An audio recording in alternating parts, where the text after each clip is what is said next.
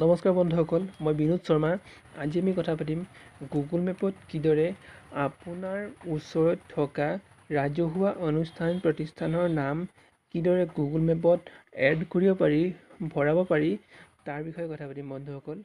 আপুনি যি ৰাজহুৱা অনুষ্ঠান প্ৰতিষ্ঠানটো লেণ্ডমাৰ্ক হিচাপে ব্যৱহাৰ কৰে, সেই লেণ্ডমাৰ্কটো যদি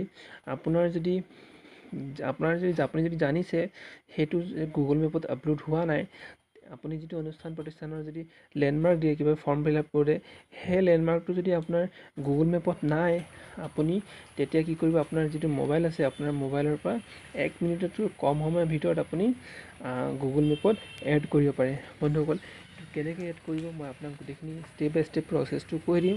আপোনালোকে ভিডিঅ'টো প্ৰথমৰ পৰা শেষলৈ চাই থাকিব।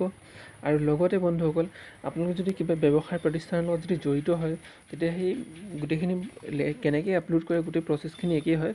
মই আপোনালোকক ষ্টেপ বাই ষ্টেপ জনাম সকলোখিনি কিদৰে আপোনাৰ দোকানেই হওক বা অন্যান্য ৰাজহুৱা অনুষ্ঠান প্ৰতিষ্ঠানেই হওক কিদৰে গুগল মেপত এড কৰিব পাৰি তাৰ বিষয়ে। বন্ধুসকল,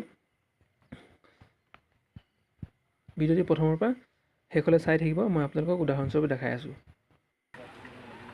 গুগল মেপত আপোনাৰ যি ৰাজহুৱা অনুষ্ঠান প্ৰতিষ্ঠান অথবা ব্যক্তিগত দোকান বা অন্যান্য কিবা যদি আপলোড কৰিবলগীয়া আছে, আপুনি গুগল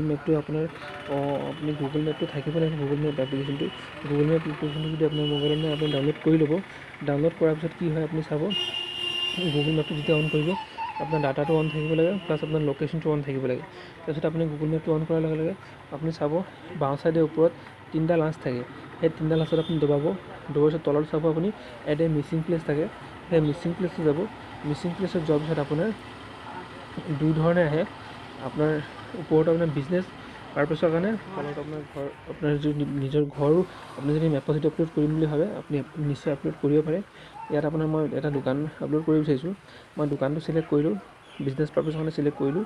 চিলেক্ট কৰাৰ পিছত আপোনাৰ নাম বিচাৰিছে, মই দোকানৰ যি নাম হয় সেই নাম দিছোঁ। তাৰপিছত 2 নম্বৰত আপোনাৰ যি ডাটাৰ লোকেশ্যন আছে, সেই লোকেশ্যনটো দবাই দিয়াৰ লগে লগে অট'মেটিক নিজে লোকেশ্যনটো লৈ লয়। তলত আপোনাৰ টাইপ অফ শ্বপ হয়, কি ধৰণৰ দোকান সেইটো আপুনি চিলেক্ট কৰিব। চিলেক্ট কৰাৰ পিছত কি হ'ব, আপুনি এই আপোনাৰ সোঁ চাইডে আপোনাৰ ওপৰত এটা কাৰ্চিন থাকিব।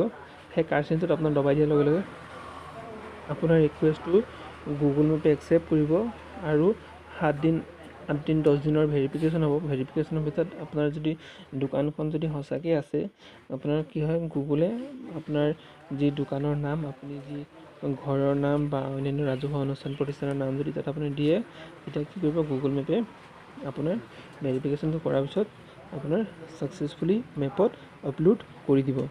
বন্ধুসকল, ভিডিঅ'টো এই ভিডিঅ'টো চাই যদি ভাল পালে লাইক কৰিব, আপোনাৰ বন্ধুবৰ্গৰ সৈতে ভিডিঅ'টো শ্বেয়াৰ কৰিবলৈ নাপাহৰিব। বন্ধুসকল, আজি ভিডিঅ'টো ইমানেই। ধন্যবাদ।